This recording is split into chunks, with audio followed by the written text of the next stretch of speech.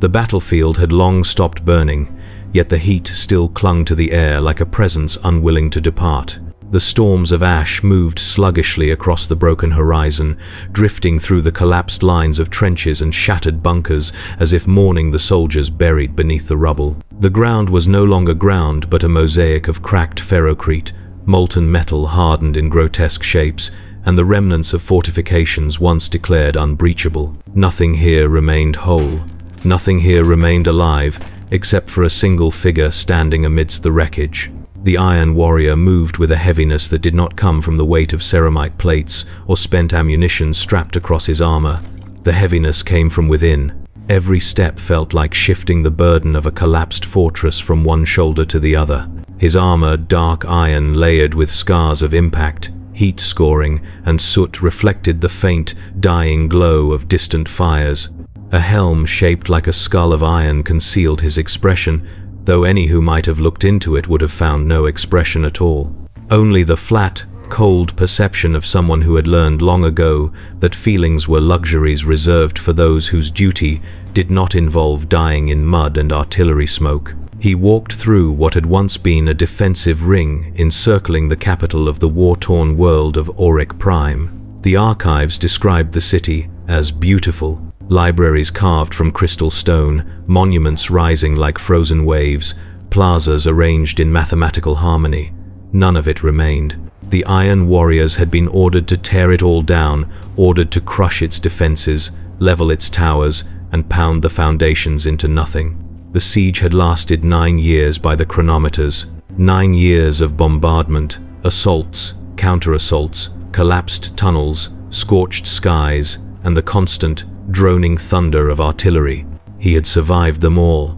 He did not consider it an achievement. As he passed a mound of rubble, loose stones shifted underfoot. Beneath them, the cracked remains of power armor protruded shoulder plates bearing the same yellow and black hazard stripes his own armor carried. He paused, lowering himself to one knee. Dust brushed away easily beneath his gauntlet, revealing the battered helmet of a fallen brother. No name was carved into the edge. Names were unnecessary. In the Legion, names meant little. Only service mattered. Only endurance mattered. Only the task commanded. The Iron Warrior placed a hand on the shattered helm for a moment, letting the stillness of the battlefield settle into him. The silence felt unnatural. He had grown used to the endless bombardments, the rhythmic impact of shells, and the trembling of the earth under artillery patterns. Now, with the siege finally ended, the absence of that constant violence felt like a void he did not know how to face. The war had consumed so many lives that the silence felt wrong, as if the world itself waited for more death before it dared to breathe again. He rose and continued forward. The trench network dipped and curved around fallen bastions, forming labyrinths carved by years of combat. Each wall bore marks of ricochet grooves and explosion pits. Each step placed him closer to the inner sanctum of the city, where the final resistance had made its stand. The Iron Warrior remembered the assault not as a sequence of emotions or significant moments, but as a chain of procedures carried out under fire. Breach charges planted with mechanical precision, fire teams advancing under suppressive barrages, the methodical erasure of defensive positions. It was all work, nothing more. War had become an equation for him. An equation that demanded inputs of lives and ammunition until a solution of total destruction emerged. The Imperium called it heroism, others called it sacrifice. To him, it was simply inevitability. Eventually, he reached the ruins of what must once have been a council hall. Only fragments of towering pillars remained, now leaning inward like broken ribs around a corpse. The ceiling lay collapsed in vast slabs, and the floor had sunk under its weight, creating a sunken pit filled with the remains of defenders. Human forms lay half-buried, limbs outlined by ash and scorched armor. There was no life here, no resistance, only the afterimage of a struggle already decided years before it began. The Iron Warrior surveyed the ruin with a sense of familiarity. Sieges always ended this way. The defenders were never granted an honorable defeat. The attackers never savored triumph. There was only the grinding conclusion of inevitability. He stepped into the pit, boots sinking slightly into dust and charred debris. A shattered banner lay beneath his feet, its colors burned beyond recognition. Perhaps once it had symbolized hope or unity or defiance. Now it was only fabric melded with soot. He moved deeper and stopped before a figure pinned beneath a collapsed archway. The armor was ornate, an officer or a champion of the enemy forces. The chestplate bore gilded patterns partially melted by heat, and the gauntlets were locked around a broken power maul. Even now, the dead warrior's posture suggested he had died resisting until the last moment. The Iron Warrior regarded him without malice or admiration. The dead were simply the dead. Yet, something about this shattered figure lingered in his mind. Not the warrior's stance or equipment, but the ruin surrounding him. The defenders of Auric Prime had not fought to win, they had fought to delay.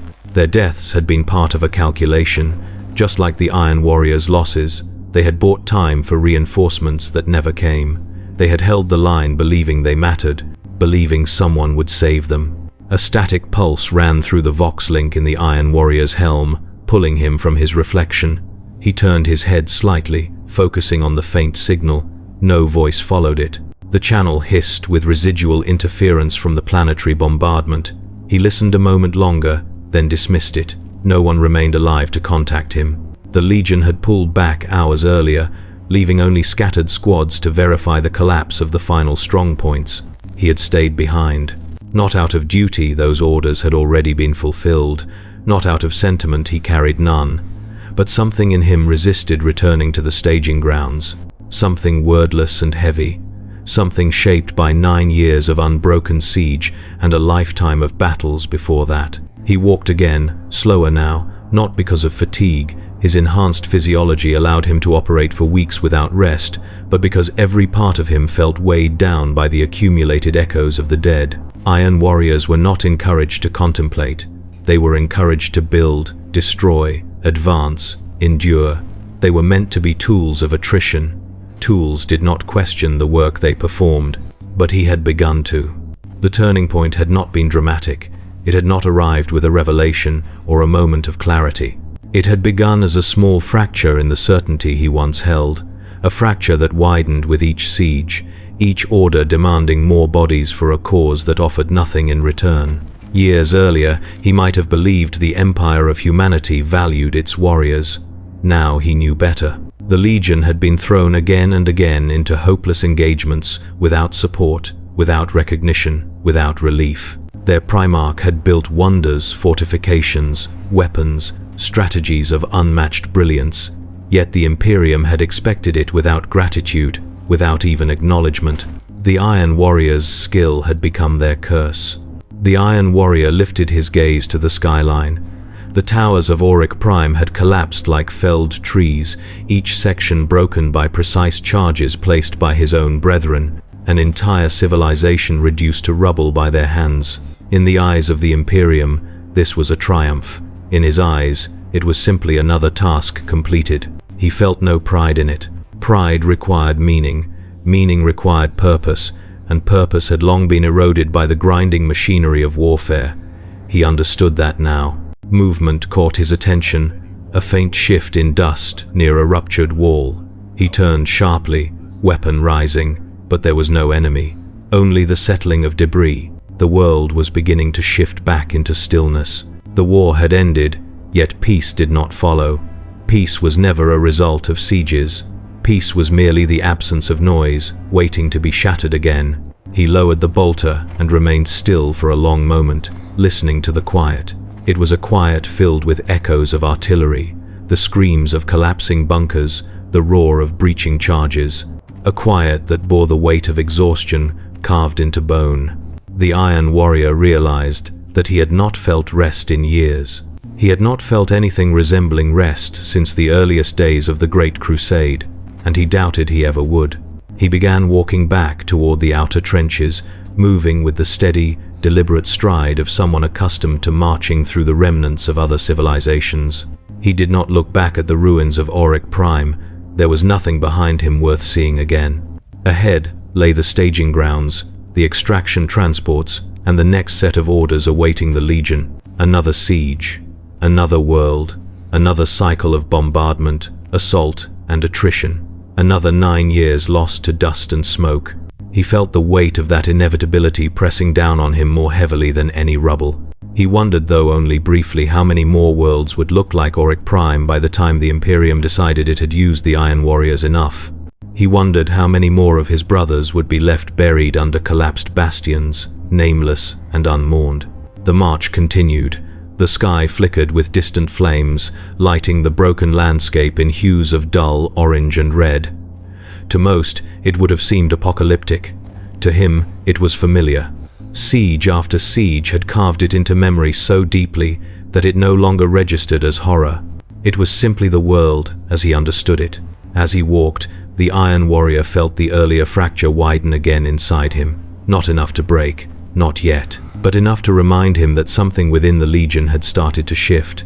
Something slow, cold, and inevitable, like the collapse of a fortress weakened by countless bombardments.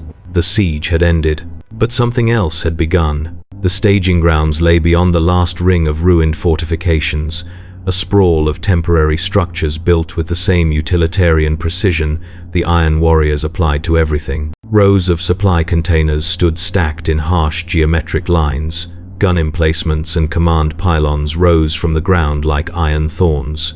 Servitors moved in slow, mechanical patterns between repair stations, their limbs blackened from constant exposure to soot and chemical residue. Everything here was functional. Nothing here was meant to be comfortable. As the Iron Warrior approached, the atmosphere shifted from the ruins' deathly stillness to the steady rhythm of an army recalibrating itself. Legionaries marched with mechanical exactness, each step synchronized not by pride but by conditioning. War machines battered, scorched, their plating pitted by years of bombardment, lined the perimeter, awaiting maintenance crews. Basilisk artillery crawled into place for inspection, their cannons still glowing faintly from the final salvos that had broken the enemy's last refuge. The air tasted of oil, ozone, and the metallic scent of exposed wiring. A world had died behind him, but the Legion did not pause to acknowledge its passing. They never did. He joined the flow of warriors heading toward the central command nexus, though not out of eagerness. His body moved because it was expected to, because the discipline drilled into him since the earliest days of recruitment left no room for indecision. Yet with every step he felt that same quiet fracture widening somewhere beneath the layers of iron resolve. Clusters of Iron Warriors lined the pathways, some standing at attention awaiting assignment, others kneeling beside damaged armor plates being welded shut by servitors. No one looked up, no one spoke. There was no camaraderie here. There never had been. The Legion did not bond through loyalty or affection, but through shared endurance, forged through attrition and calibrated by necessity. Every warrior was another structural component in an unending siege engine. Ahead, at the heart of the encampment, stood the command bastion, a massive structure assembled from prefabricated slabs and armored plating. It resembled a fortress in miniature, built with such intensity of purpose that it felt older than the battlefield itself. Towering spires of auspex arrays jutted from its roof, reaching into the polluted sky like spiked fingers. The Iron Warrior's path led directly toward it, though he felt no anticipation for whatever waited inside. Near the entrance, a row of fallen Iron Warriors lay aligned with formal precision, awaiting recovery crews. Their armor was marked with impact craters, melted gouges, and the distinctive fractures caused by collapsing fortifications. They had died in the final push of the siege, buried under concrete slabs and ferrocrete that had once belonged to the city's proud bastions. Their bodies would be stripped of useful components, their gene seed harvested if salvageable, and their armor pieces distributed to the next generation of recruits. Nothing would go to waste. He paused again, letting his gaze linger on the fallen for a moment longer.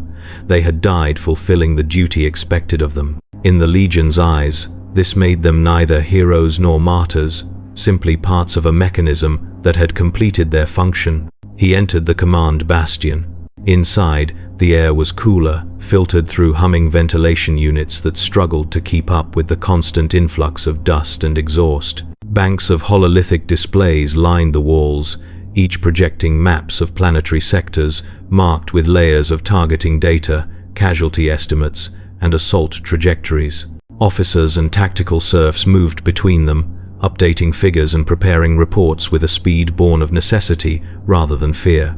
At the center of the chamber stood the strategium table, its surface warped by age and the scars of countless campaigns. Above it, a rotating display flickered with the image of Auric Prime's continental map, now overwritten with the Legion's symbols marking each fallen bastion. A single line of text glowed beneath the display, a designation of completion. The siege was finished, but the orders were not. Several Iron Warriors already stood before the strategium, receiving their next assignments. Their posture was rigid, helmets angled forward as they absorbed data streams transmitted directly into their neural relays. The Iron Warrior joined the perimeter of the gathering. As if responding to his presence, a new wave of data unfolded across the display table, revealing a cluster of star systems marked with distress signals, invasion alerts, and requests for siege intervention. Another war, another world, another task to be completed without respite. His gaze followed the glowing trajectories branching from system to system. Each represented a campaign expected to last years or decades. Some were worlds already fortified beyond reason, places where defenders would fight until the last civilian fell beneath rubble and flame. Others were industrial moons, whose rebellious garrisons would require methodical suppression. The Imperium had no shortage of enemies, nor any shortage of work for the Iron Warriors. The thought settled into him with familiar heaviness. The siege never ended. He felt the same pressure that had shadowed him across the ruins, a weight that pressed deeper with each new map update. The Legion would depart within days, perhaps sooner, depending on the readiness of the fleet. Rest was not part of the calculation. Recognition was not part of the calculation. The Imperium did not pause to rebuild the warriors who rebuilt its conquests. It simply pointed them toward the next obstacle and expected the same results as always.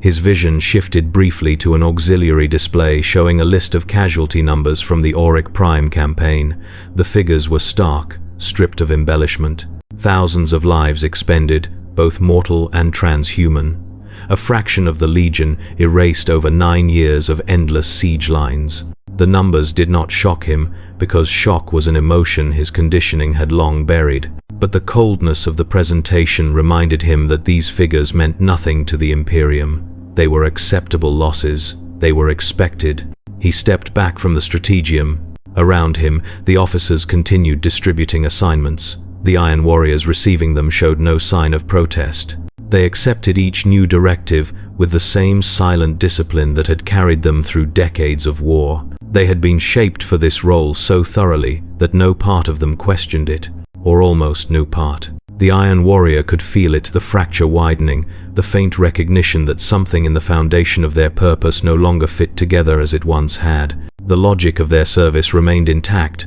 but the meaning had worn away. He left the command bastion without acknowledging the officers or the displays. Outside, the encampment continued its relentless pace. The machines roared, the servitors clattered, and the legionaries marched in rigid formations as if the siege were still ongoing. He moved through the rows of supply stations until he reached his assigned bunker, a structure of steel walls and reinforced plating that resisted even the most determined bombardment. Inside, the lights were dim. His equipment lay neatly arranged: ammunition packs, power cells, tools, spare armor plates. He removed his helm and set it on the rack.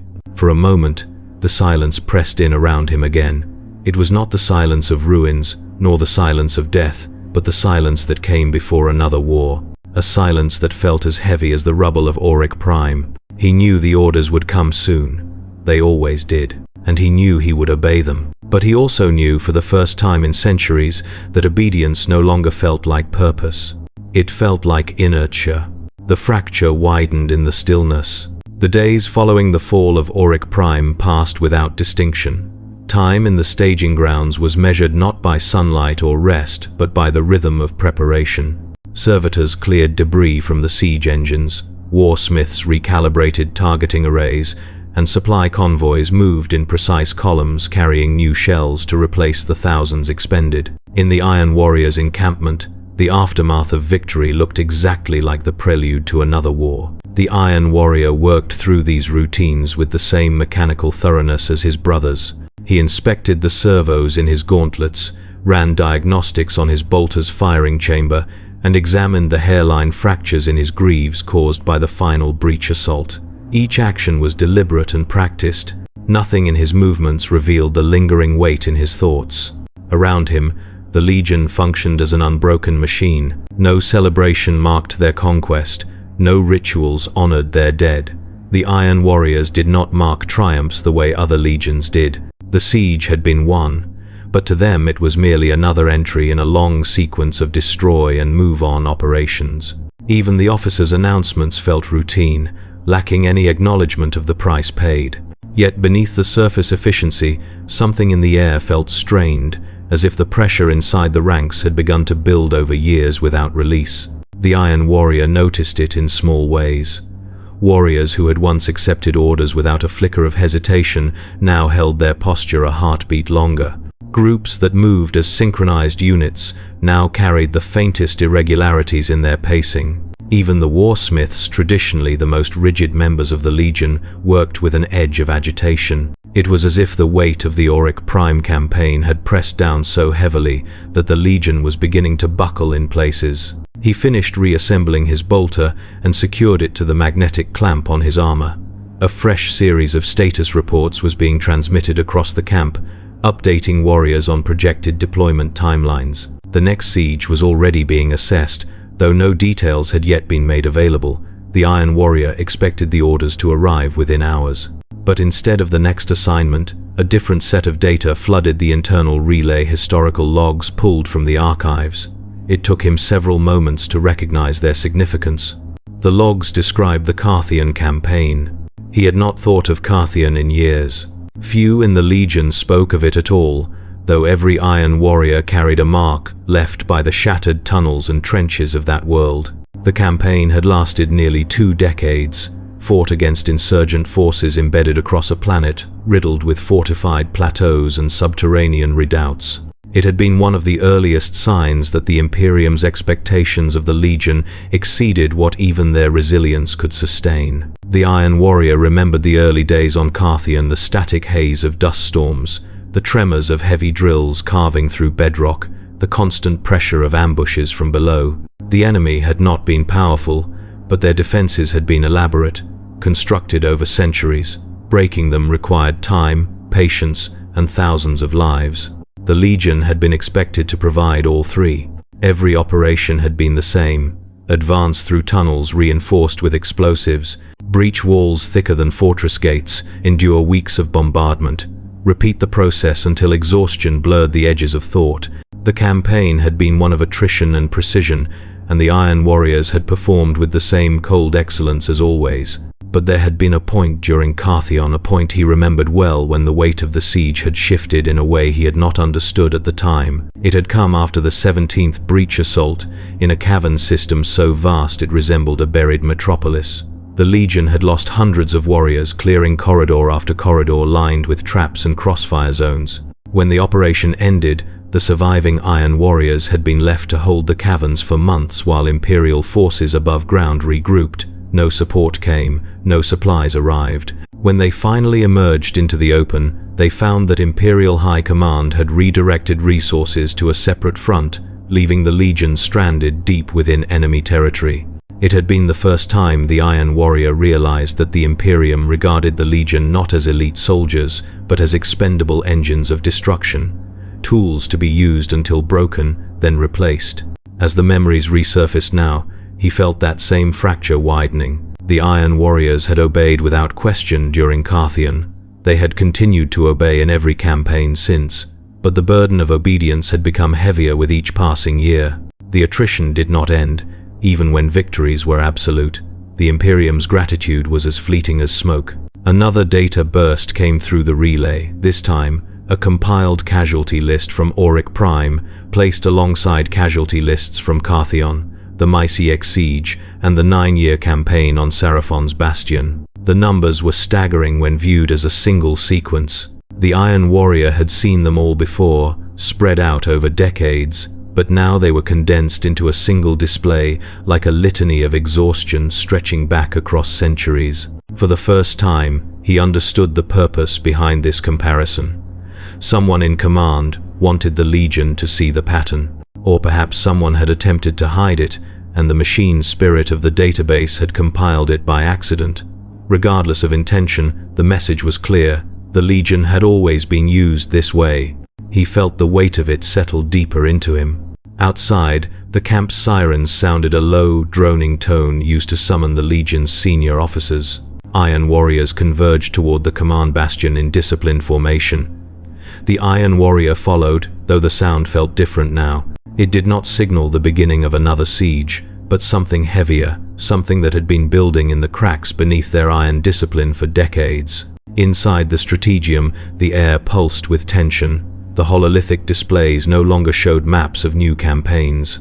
Instead, they displayed reports of supply shortages, misallocated reinforcements, and denied requests for relief during the final months of Auric Prime. The logs detailed every moment when the Imperium had chosen to withhold support, every time they had left the Legion to bear losses alone. The Iron Warrior watched silently.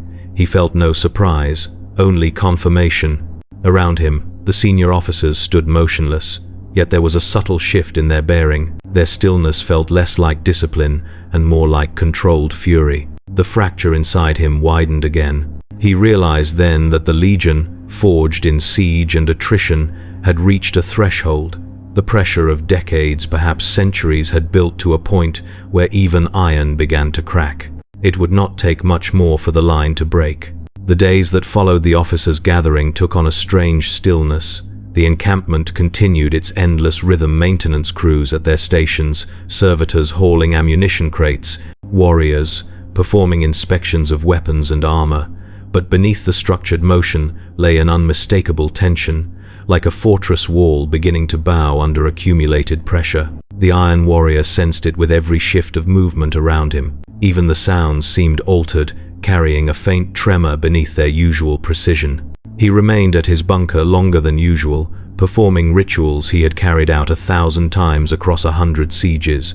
He sharpened the edge of his combat blade, though it did not require sharpening. He calibrated the magnetic seals on his armor joints, though they had never malfunctioned. He checked the efficiency of his ammunition feeds, though nothing had changed since the previous battle.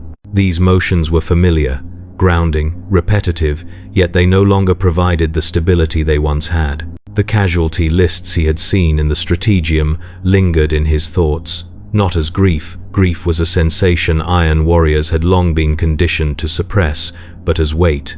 A statistical weight, a structural load pressing down on the Legion without release.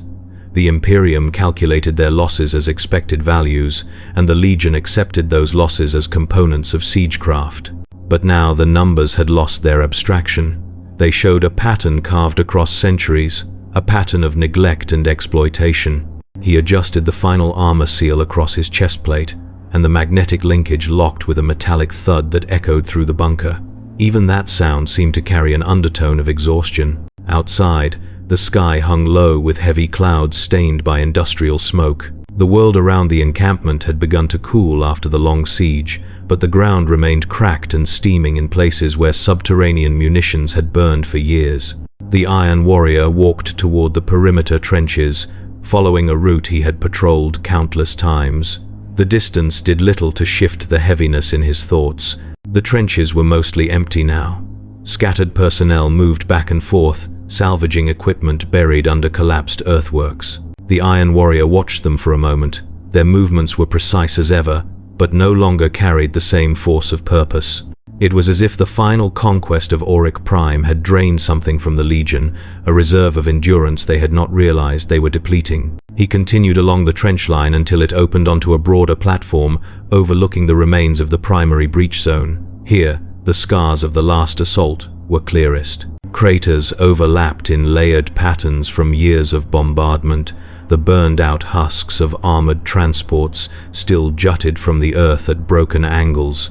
The breach itself, the great tear in the city's outer wall, had collapsed inward, forming a canyon of shattered stone and steel. It was there that he had fought through the densest resistance, advancing through flames and falling debris, while the defenders hurled everything they had left at the Iron Warriors. He remembered the pressure of the crumbling structures above him, the deafening thunder of counter-battery fire, the tremor in the ground as bunkers detonated beneath their feet. He felt none of the terror or exhilaration that warriors of other legions might have experienced. To him, it had been work, grueling, relentless work. Yet standing there now, observing the aftermath, he felt a slow pull inside him, not emotion, but recognition that even iron had limits. He turned away from the breach and surveyed the broader ruins of the city.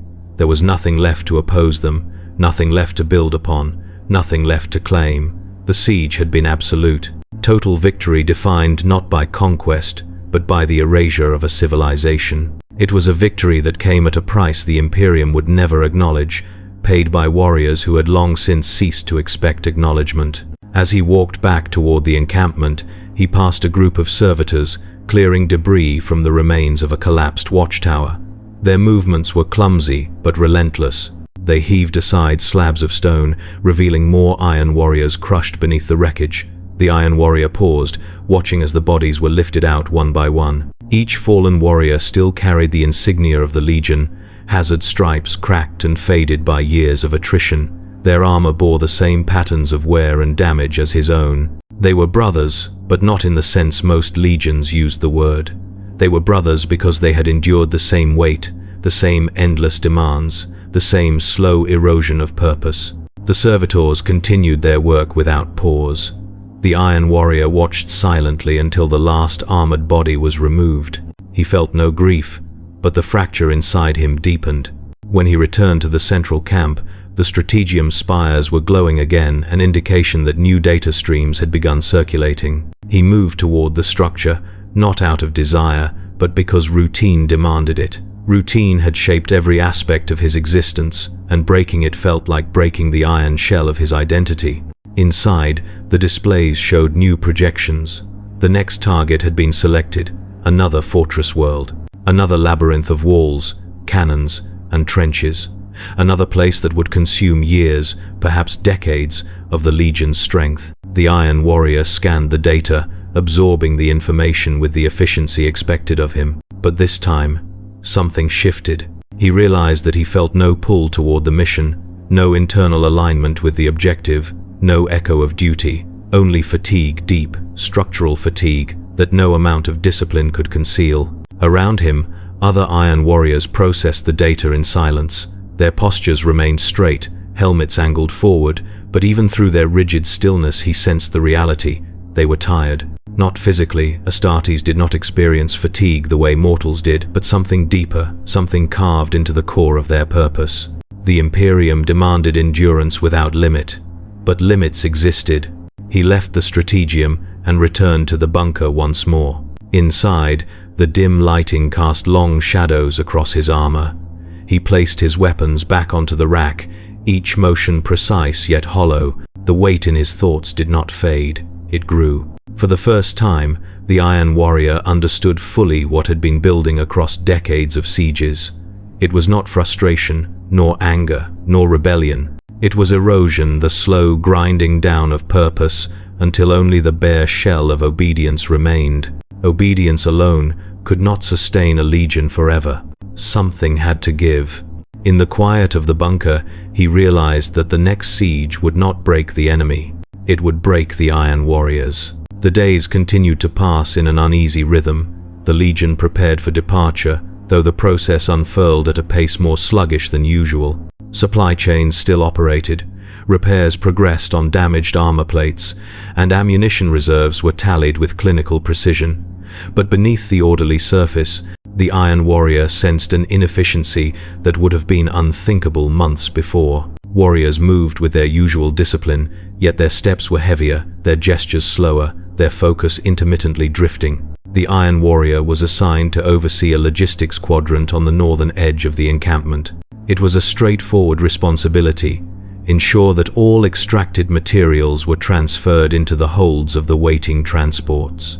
The task should have demanded no more than routine inspections, but the Iron Warrior found himself observing more than the cargo. He watched the other Astartes closely. They worked without complaint, but there were moments fleeting, subtle, where their posture betrayed them. A pause that lingered one breath too long before hoisting a container, a stiffness in the neck as if resisting an unseen pressure, a slight narrowing of the stance, as if the earth beneath them had grown unstable. They were not faltering physically. Their armor showed no signs of malfunction, and their implants reported optimal metrics. The fracture was internal, spreading quietly through the Legion like a fault beneath a fortress wall. He continued moving through the logistics area, passing a line of servitors shuttling crates of ammunition. Beyond them, another squad distributed replacement plating for damaged vehicles. Their armor carried the same scars as his, the unmistakable marks of prolonged siegecraft. Slashes, dents, and gouges etched patterns of attrition across every surface, turning each warrior into a testament to endurance. Yet the endurance had begun to warp into something brittle. Everywhere he looked, he saw signs of strain. Warriors completed their duties without deviation, but their presence lacked the steel certainty the Iron Warriors were known for. The sense of inevitability of being an unstoppable engine of war had dimmed. Auric Prime had taken something from them, something more substantial than lives. As he continued his supervision, he felt a growing weight on the inside of his chestplate, a pressure without physical origin.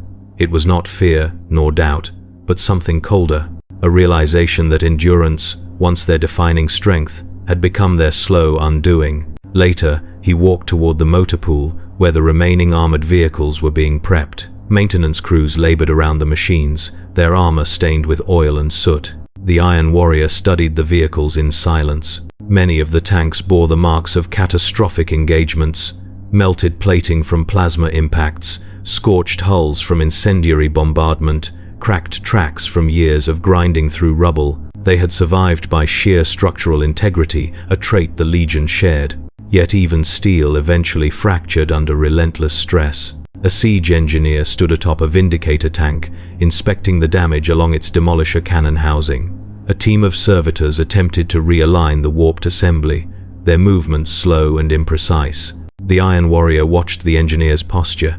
His shoulders were set, but his movements lacked vigor. That minor detail, one the Iron Warrior would not have noticed in the past, now stood out starkly against the background of metallic activity. He realized then that the Legion had reached a threshold, a point where the grind of war had eaten so deeply into their purpose that even Astartes' resilience struggled to contain the pressure. The realization did not frighten him. Iron Warriors did not fear collapse. They simply recognized structural failure when it emerged from the load-bearing walls. Leaving the motor pool, he crossed toward the outer platforms of the encampment where artillery batteries were being dismantled. Massive cannons were lowered into transport frames by hydraulic cranes. Warriors guided the process with gestures practiced over centuries. The Iron Warrior paused beside one of the artillery platforms, letting his gaze rest on the silent weapon. This battery had fired tens of thousands of shells during the siege. Its barrel was warped and pitted, its recoil system straining under worn components. The crew nearby debated in silence, through hand signals, whether the cannon should be restored or scrapped. The Iron Warrior checked the logistical manifest. The cannon was marked for salvage, the same category increasingly assigned to their own fallen. He moved on. The perimeter trenches had mostly been abandoned, but he visited them again out of habit. As he approached, he noticed something new. Fresh strips of warning tape marked off a collapsed section of earthworks. Servitors dug tirelessly at the edge of the collapse, pulling out wreckage. They discovered another set of armored remains, two warriors crushed together beneath fractured fortifications. The Iron Warrior watched as their bodies were extracted. No ceremony followed, no words, no salutes. The fallen were catalogued, tagged, and moved aside like structural elements removed from a ruin. The Iron Warrior did not feel sorrow, but the weight inside him shifted. The recovery of bodies no longer felt like a necessary act.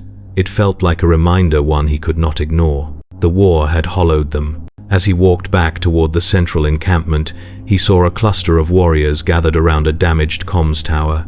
Their stance was firm, but the Iron Warrior sensed their attention drifting. They stared not at the ongoing repairs, but at the horizon beyond. A horizon that offered neither enemy nor solace, only distance. He understood what they felt. The urge to look outward, far from the fortress shell of duty, was new. Previously, the Legion had focused only on the next objective, the next breach, the next victory carved through stone and iron. Now their gaze extended beyond orders, beyond structure, not toward rebellion, but toward the void created when purpose erodes. When he returned to his bunker at the end of the cycle, he secured the door and removed his helmet. The interior felt smaller than before. The silence pressed against him like a tightening vice. His armor locked onto the rack with familiar clicks, but the motions felt automated rather than meaningful. He sat on the reinforced bench at the bunker's far end, letting the dim lighting wash over him. The pressure inside his chest did not fade.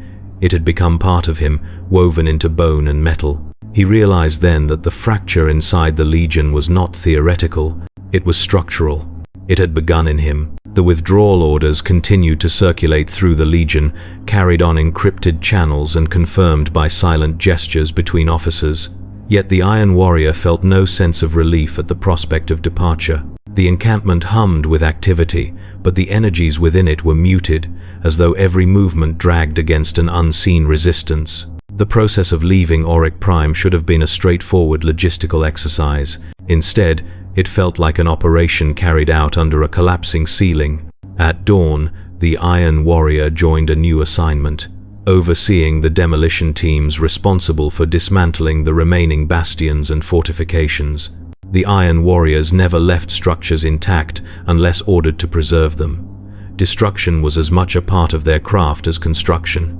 The Iron Warrior understood this intimately. Yet, as he walked through the battered defense lines, a labyrinth of trenches, pillboxes, and collapsed ferrocrete, he sensed a disquiet he could not name. Demolition charges were already set along the primary perimeter. Warriors moved along the battlements with measured precision. Their movements were steady, but again, the Iron Warrior detected that faint hesitation he had seen spreading over the past days. It was not fear, it was not reluctance. It was something heavier, an accumulation of strain that no amount of discipline could fully mask. He descended into one of the deeper bunkers, where engineers prepared detonation caps.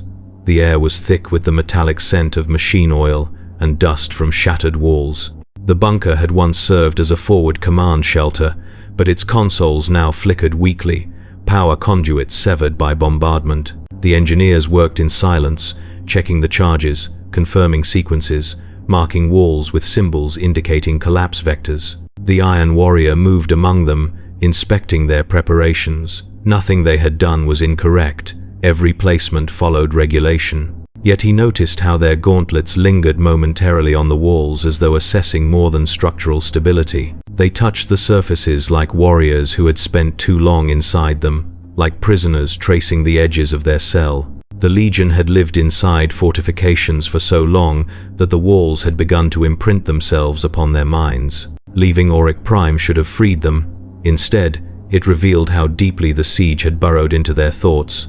Outside the bunker, he made his way toward the central ridge, where one final strongpoint still stood. The structure had held against months of bombardment, its foundation reinforced countless times by Iron Warrior engineers. The Iron Warrior had defended this strongpoint for weeks, repelling enemy assaults until his armor had become a solid crust of dust and scorched metal. Now the strongpoint was little more than a relic awaiting its own burial. He observed the demolition crew working along the ridge. Their armor plates bore jagged cracks and charred scoring. They operated with normal discipline, yet their stances betrayed fatigue that even enhanced physiology could not fully counter. The Iron Warrior sensed it in their posture, the worn rigidity of soldiers who had given everything to a war that demanded more than they could restore. He approached the ridge's peak, where a lone warrior stood surveying the field below. The warrior's armor was scarred, its paint stripped down to bare metal in several places. His gaze was fixed on the battlefield, a burial ground of shattered trenches and broken artillery. The Iron Warrior stopped beside him. No exchange passed between them. Iron Warriors required no words to recognize what the other felt. The field they had conquered no longer appeared as a victory. It looked like a ledger with no sum, a calculation that refused to resolve. Leaving it behind felt less like withdrawal and more like abandoning a part of themselves that had been carved away piece by piece across countless sieges. When the Iron Warrior finally descended the ridge, he traveled toward the interior lines where the retreating columns were forming.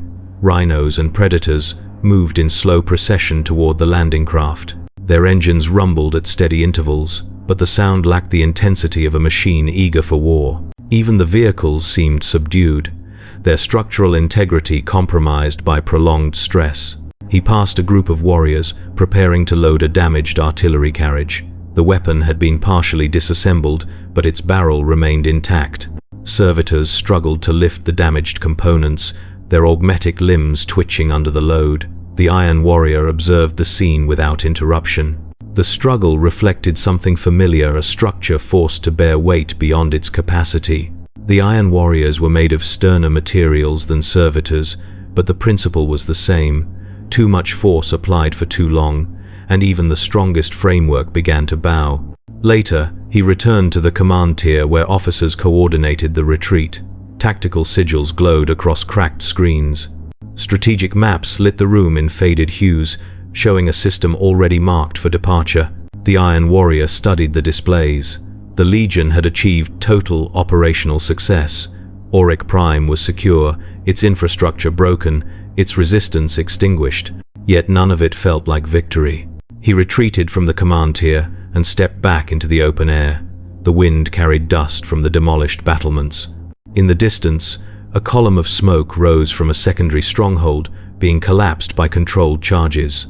The sound of the detonation reached him moments later, a deep, thunderous resonance that rippled across the ground. He realized then that the sound meant more than the destruction of a fortification. It marked the end of something within the Legion itself, something that had endured through centuries of conflict, yet had finally begun to crack under the pressure. He turned toward the horizon where the transports waited. The sky was stained with the exhaust trails of departing aircraft. The Iron Warrior felt the weight in his chest grow heavier.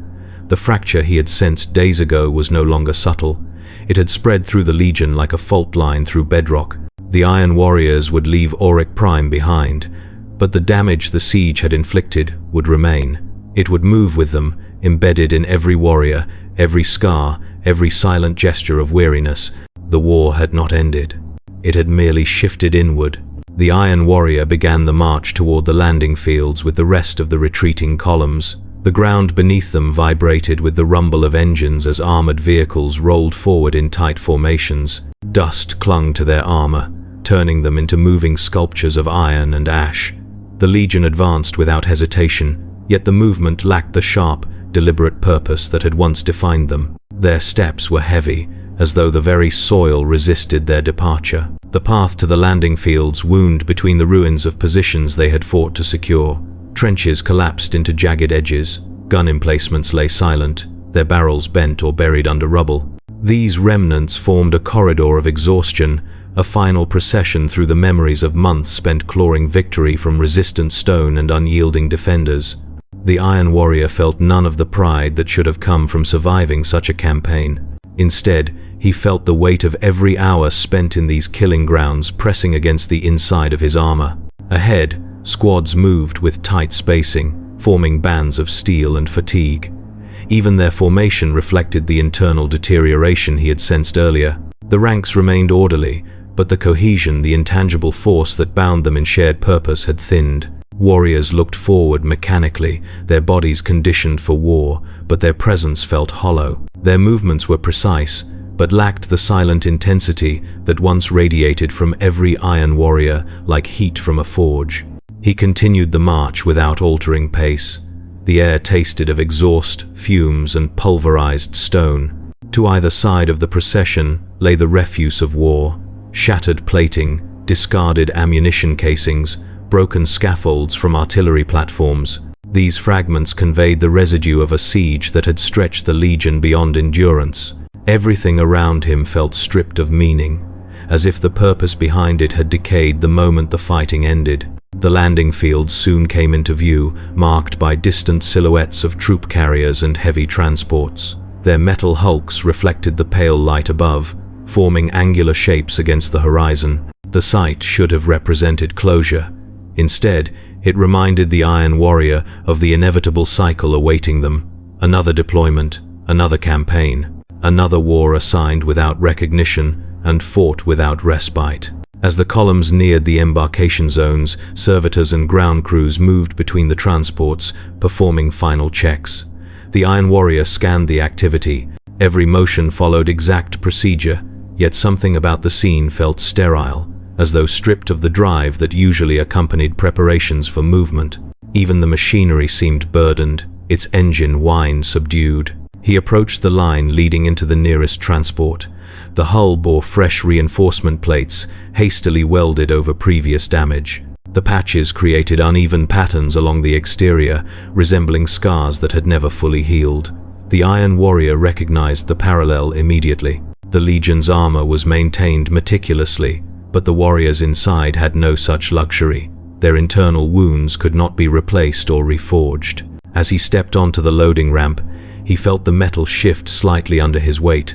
Other Iron Warriors filed in behind him, their boots striking the deck in a rhythm as steady as any formation they had marched in before, yet something about the cadence felt muted. The sound did not echo with the force of collective intent, but with a dull, restrained heaviness. Inside the transport hold, warriors took their positions against the walls or near the central restraining rails. The Iron Warrior secured his stance at a reinforced column, locking his gauntlets to the magnetic clamps. He observed the others. Their postures were rigid, but their focus drifted. Helmets turned slightly, as though absorbing details without processing them. The silence was characteristic of the Legion, yet lacked its usual precision. This was not disciplined quiet. It was the quiet of exhaustion. The transport hold stabilized as the loading ramp retracted. The Iron Warrior felt the familiar vibration of engines preparing for ascent. The low tremor resonated through the floor plates and into his armor. In past campaigns, the sensation had signaled momentum, the beginning of the next objective. Now, it simply served as a reminder of the cycle that awaited them, one that offered neither relief nor reward. As the engines ignited, the transport lifted from the ground. The hold shifted slightly, adjusting to the change in gravity. The Iron Warrior braced without effort, accustomed to the movement. Through the narrow gaps in the hull's reinforcement plates, thin slivers of light flickered. The landscape below grew smaller, reduced to patches of rubble and dust. The world they had conquered receded into abstraction. He maintained his position as the transport continued its ascent. The hold dimmed further as external light faded. A single row of emergency lumens cast cold illumination across the interior. The pale glow highlighted the battle-worn armor of the warriors around him. Scars from explosions, gouges from blades, burns from plasma, each one a record of survival, yet none reflected triumph. The transport settled into the monotony of void flight preparation. Warriors remained motionless, their attention turned inward. The Iron Warrior felt the same weight inside him that had grown steadily since the siege ended. It expanded through him without urgency, a silent accumulation of strain built over years, perhaps centuries. The Iron Warriors did not speak of such things. They did not allow the admission of difficulty. Yet the Iron Warrior recognized the truth with a clarity that pierced through even his post-human discipline. They had not been reforged by the siege, they had been eroded by it. The hold vibrated again as additional transports ascended from the surface. The Iron Warrior sensed the synchronized movement of the fleet forming around them. The Legion would soon depart the system, leaving behind the shattered remains of Auric Prime. But as the Iron Warrior remained locked in place within the dim hold, he understood that the battle had not ended. It had shifted inside each of them, deeper than armor, deeper than bone, into the very structure of what it meant to be an Iron Warrior. And for the first time, he recognized that the greatest fracture in the Legion was no longer between the Iron Warriors and their enemies. It was between the Iron Warriors and themselves. The transport slipped into the cold silence of orbit. The transition from atmospheric ascent to the void brought a stillness that settled across the hold like a shroud. The engines hummed at a lower frequency now, maintaining course toward the waiting warships that formed the Iron Warrior's fleet. The Iron Warrior felt the familiar sensation of microgravity adjustments rippling through his armor systems, yet it did little to shift the growing weight inside him. The void outside remained invisible from within the hold, but its presence was unmistakable. A vast emptiness pressed against the hull, one more barrier separating the Legion from anything resembling purpose. The Iron Warrior had spent countless hours inside vessels like this one, enduring long voyages between campaigns.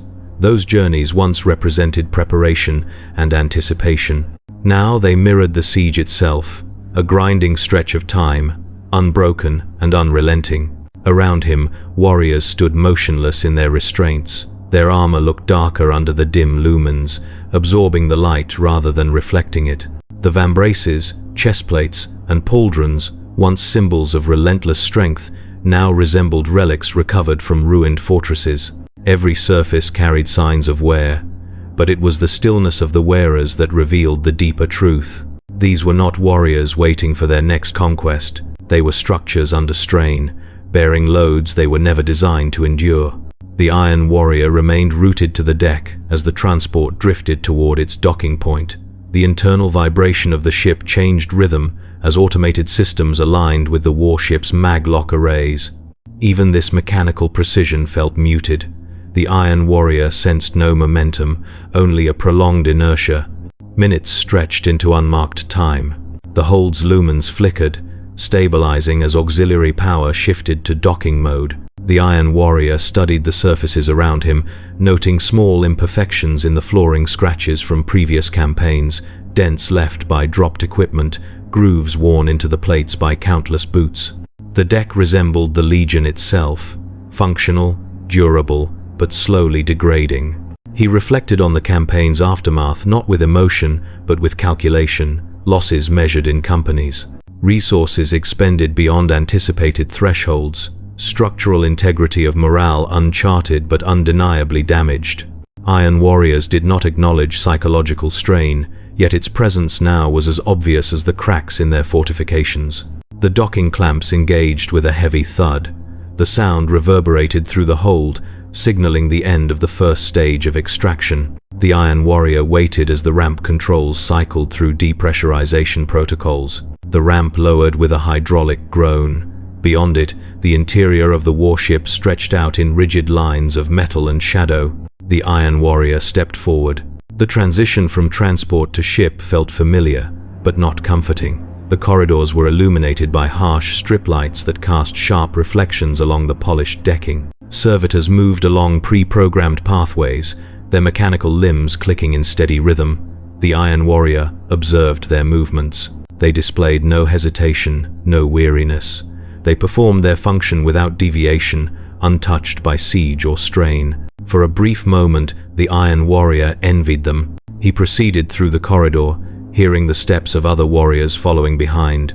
Their pace matched his own, deliberate but lacking momentum. The Iron Warrior turned into a central transit hall, where additional squads merged into the formation. The hall expanded into a wide chamber housing supplies and automated lifts. Warriors filed toward their assigned sectors without instruction. The Iron Warrior moved toward the maintenance levels. His armor systems required recalibration after the prolonged siege, though not urgently. He knew the process well. Every plate, every fiber bundle, every servo required precise inspection. He had performed these routines countless times, yet now, as he entered the maintenance corridor, he paused. Rows of warriors already lined the walls, securing themselves into diagnostic frames. Their armor opened in segments as tech adepts and servitor mechanics performed adjustments. The Iron Warrior scanned their postures. Even in these momentary states of vulnerability, they remained silent. But the silence lacked the steel he associated with focused discipline. This silence felt thinner, stretched across the chamber like brittle metal under tension. He approached an empty diagnostic frame and locked himself into position. Servitors moved in, attaching cables and initiating system scans. The Iron Warrior felt the diagnostic pulses run across his armor, identifying structural weaknesses but finding no critical failures. The servitors moved with predetermined precision, but the Iron Warrior felt an odd disconnection. The maintenance process had once signaled renewal. Now it felt like routine preservation, patching surfaces to hide deeper fractures. As the scans continued, he allowed his thoughts to drift back to the siege. He recalled the endless bombardments, the repetitive strain of reinforcing collapsing structures, the sound of distant artillery echoing through his armor. Those memories carried no emotional weight, only factual clarity.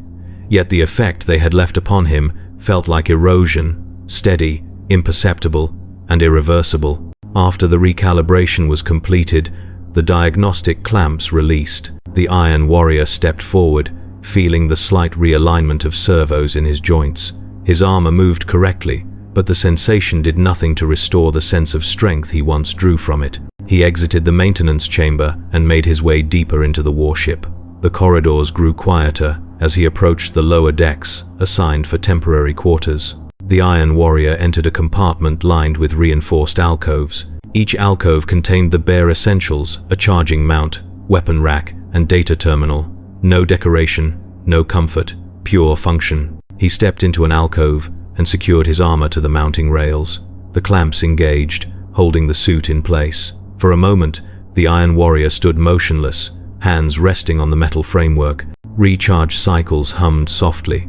The compartment lights dimmed slightly as the ship adjusted to transit power levels. Several other Iron Warriors occupied nearby alcoves, motionless as statues. The Iron Warrior sensed the same hollowness radiating from them, not weakness, not doubt, something deeper. A structural void. He deactivated the external sensors of his armor, leaving only internal systems active. The world narrowed to darkness, punctuated by faint diagnostics. Within that confined space, he felt the weight of accumulated strains settle more fully upon him. The Iron Warriors had survived the siege, but in the silence of the void, survival no longer resembled strength. It resembled endurance stretched too thin. The warship began its steady drift toward the fleet's jump point. The Iron Warrior felt the vibration of its massive engines resonate through the alcove. The sound echoed inside his armor like a distant tremor. It was the sound of a legion moving forward.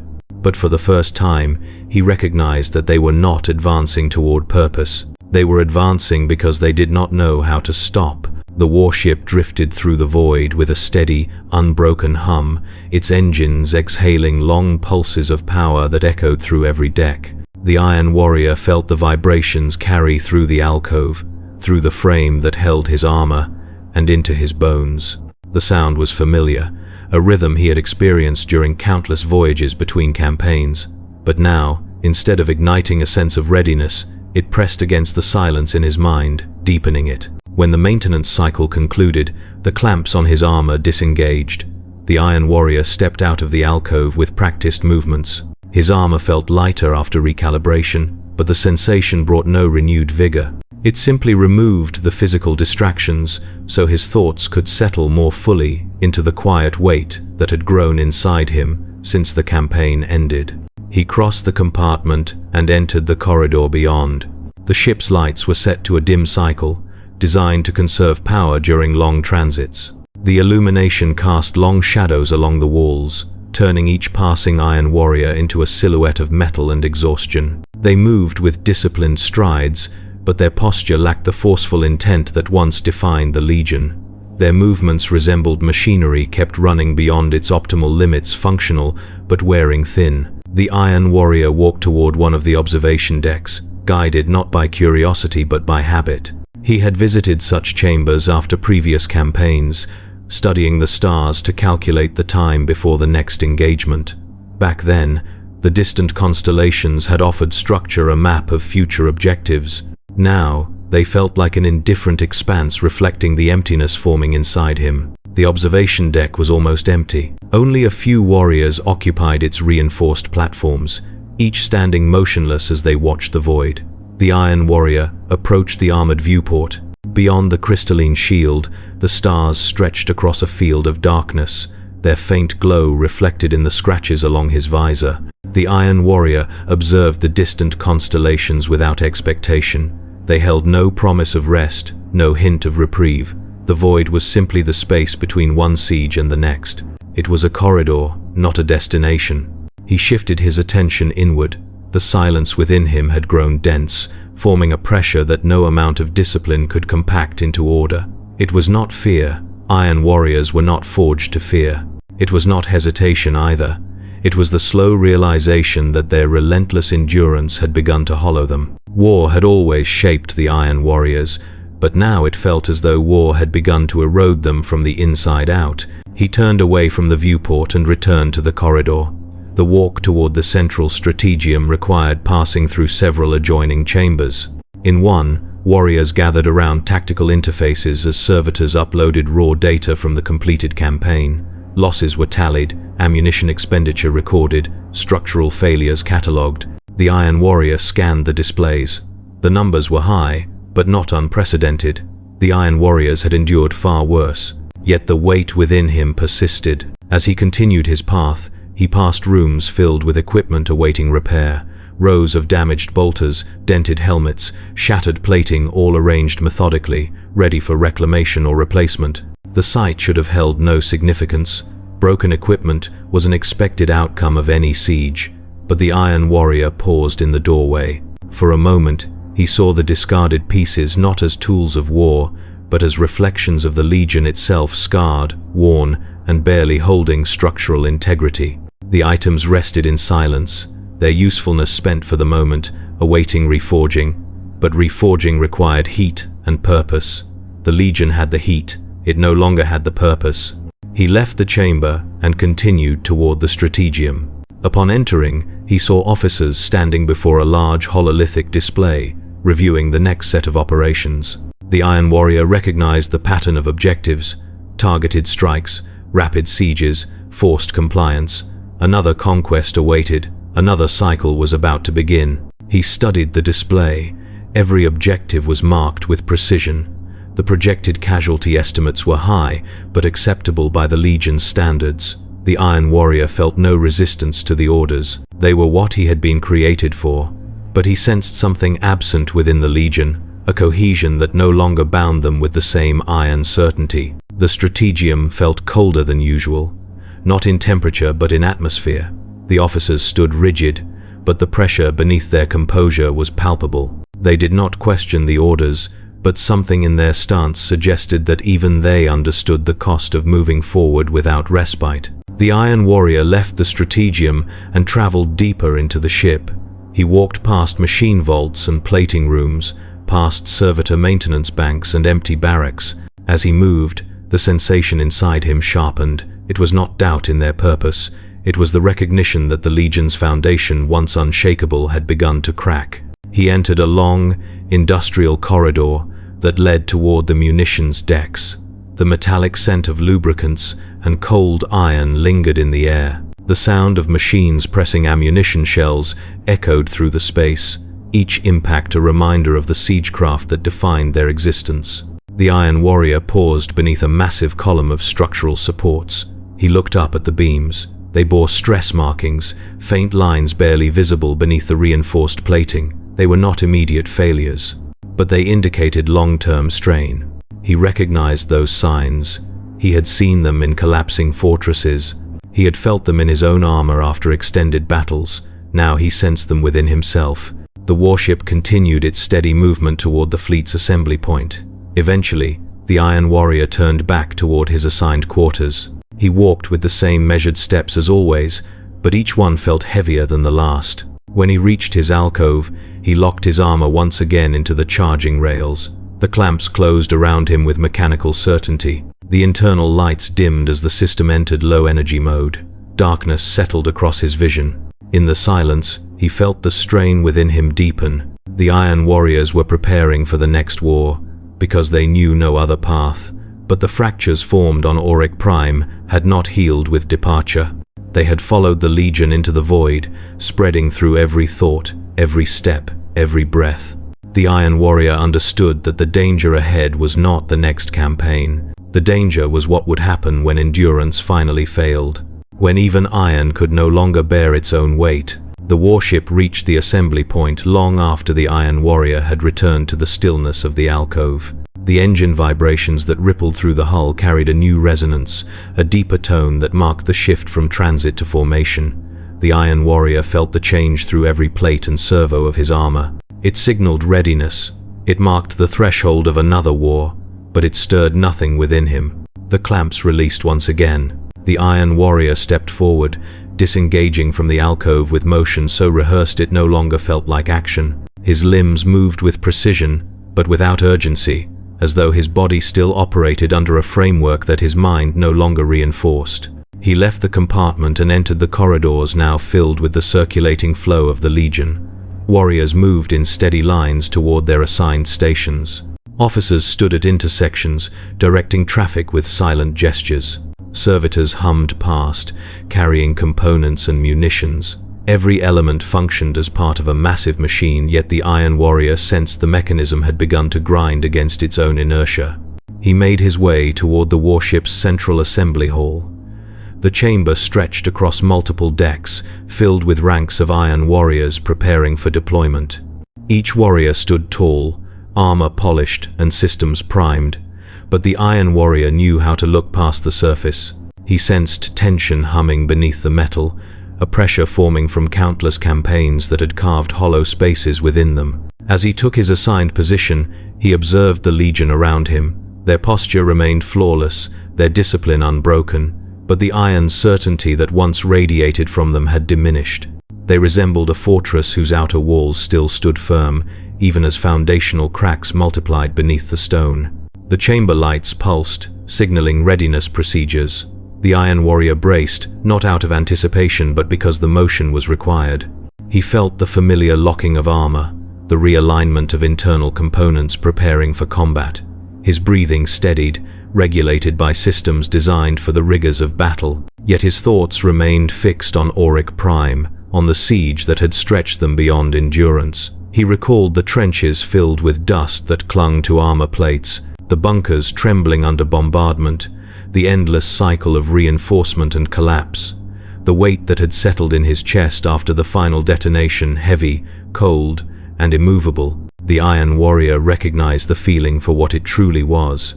It was not fatigue, not exactly. It was the slow realization that their purpose no longer anchored them. The wars continued, the sieges multiplied, but the meaning behind them had eroded long before the walls of Auric Prime fell. The chamber vibrated as the warship aligned for transition. Warriors steadied themselves as magnetic clamps engaged across the hall. The air grew denser as systems shifted to combat configuration. The Iron Warrior adjusted his stance automatically.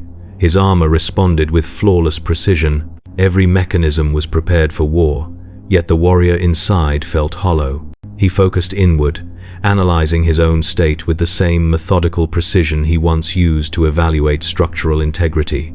He recognized signs of strain within himself, fractures not of bone or armor but of purpose. His thoughts felt colder, not with clarity but with absence.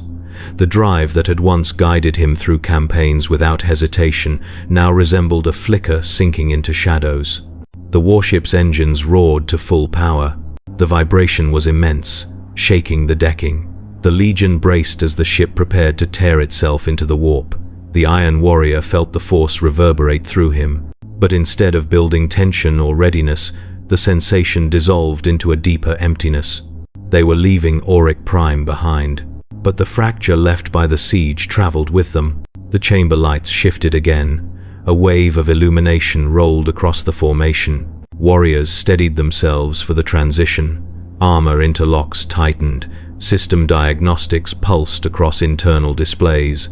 The Iron Warrior felt the warp transition build like pressure behind the hull.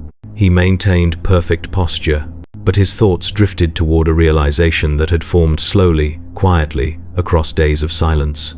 Iron could endure nearly anything, but even iron had a breaking point. The Iron Warrior saw that point within himself, not as a moment of collapse, but as a slow, inevitable shift towards something beyond endurance.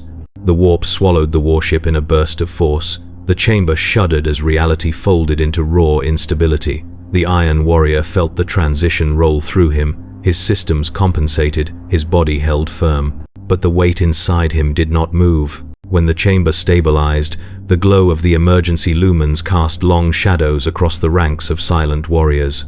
The Iron Warrior sensed the shift within the Legion, the growing pressure that no siege could have created and no fortress could contain. It was not rebellion, not despair, not anything as human as doubt.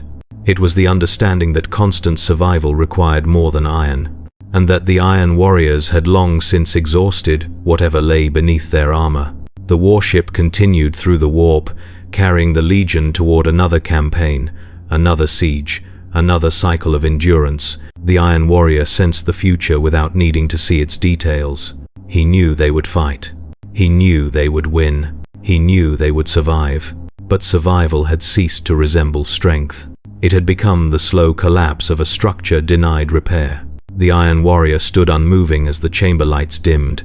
He knew the next war would begin soon. The Legion would descend upon another world, another fortress would fall, another enemy would be crushed beneath unyielding artillery and relentless precision. But he also knew this truth: the next war would not break the Iron Warriors, because they were already breaking, not with a shatter, not with a scream, but with the quiet, inevitable settling of a fortress whose foundations had finally begun to fail.